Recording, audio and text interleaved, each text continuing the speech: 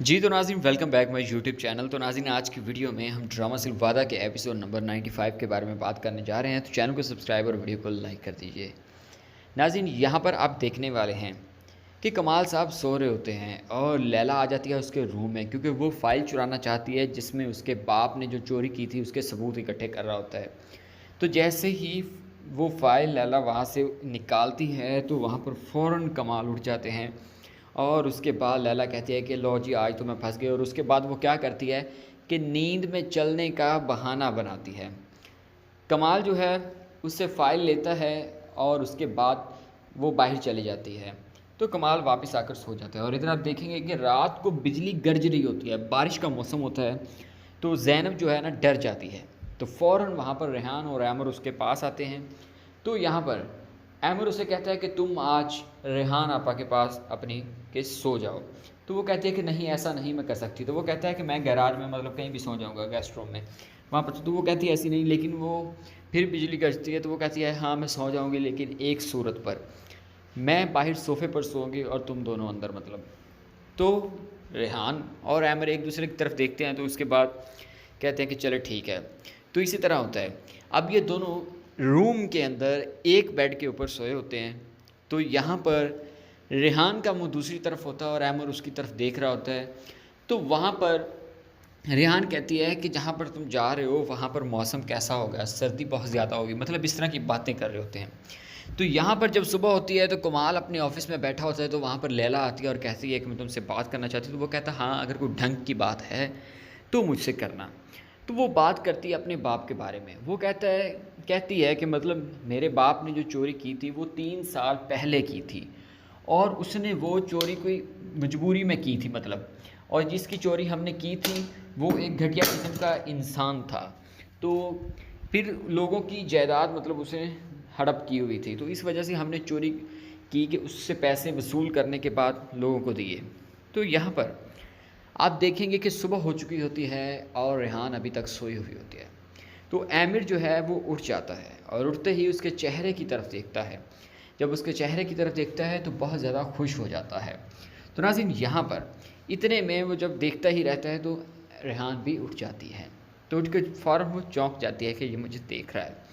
तो उसके बाद वो बातें करने लगते हैं। तो वो अभी भी सोच रहा होता है कि ये मुझे बाहर जाने से रोक ले, लेकिन वो कोई भी बात नहीं करती और ख़ामोश बैठी रहती है। उसके बाद वहाँ से आमिर फ़ौरन उठता है तो मतलब अपनी तैयारी व्यारी के चक्कर में होता है और मलिक आपा को वो कहता है कि मतलब मेरे जो कपड़े वगैरह है वो लेकर आए, मतलब इस तरह की। तो रेहान यहाँ पर उसकी तरफ काफ़ी देर तक देखती रहती है। ज़फ़र का फ़ोन आता है जब वो ऑफिस में होता है। तो वो उससे कहता है कि आमिर क्या बना। तो आमिर कहता है कि नहीं मैं अपना फ़ैसला नहीं बदलने वाला। उसने मुझे एक बार भी नहीं कहा कि आमिर तुम बाहर मत जाओ। तो मलिक ये सब कुछ सुन रही होती है। तो वो सीधा आती है रेहान के पास और रेहान के पास आने के बाद रेहान को काफ़ी ज़्यादा समझाती है और रेहान को कहती है कि तुम उसे रोक लो, वो तुम्हारे बगैर नहीं रह पाएगा, मतलब तुम कैसे भी करके उसे रोको। यहाँ पर रेहान जो है सोच में पड़ जाती है और वो कहती है कि ठीक है मैं कोशिश करूँगी उसे रोकने की। फिर उसे ज़ैनब भी कहती है तो वो कहती है कि ठीक है मैं कोशिश करूँगी। तो नाज़रीन जब इधर सारे बैग वैग पैक अपने करके बिल्कुल तैयार हो जाता है आमिर जाने के लिए।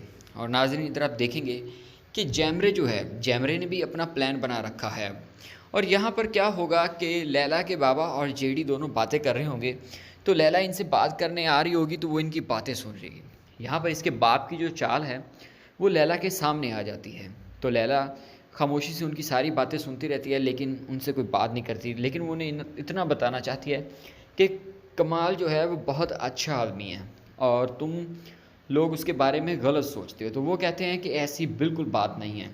तो नाज़रीन यहाँ पर क्या करने वाली है, लैला ने अपना फ़ैसला चेंज कर दिया है। लैला अब सही रास्ते पर चलना शुरू हो जाएगी। इधर जैमरे लगता है फ़ोन करेगी योंजा को और अपनी भी एक टिकट बुक करवाएगी इसके साथ जाने के लिए, क्योंकि कहती है कि अकेली का मेरा दिल यहाँ पर नहीं लगेगा। और यहाँ पर अमर जाने की तैयारी में होता है और इजाज़त मांगता है यहाँ से रेहान से। तो रेहान कुछ भी नहीं कह पाती, खामोश रहती है। उसके बाद जब वो अपने रूम में अंदर जाता है कमरे में तो वो बाहर से उसे लॉक कर देती है तो वो अंदर से कहता है कि दरवाज़ा खोलें, किसने मुझे लॉक किया। तो यहाँ पर रेहान बाहर खामोश खड़ी रहती है। जब वो दरवाज़ा 2-3 दफ़ा मतलब दरवाज़े को खनखनाता है तो वो बाहर से उसके हाथ से चाबी गिर जाती है रेहान से नीचे।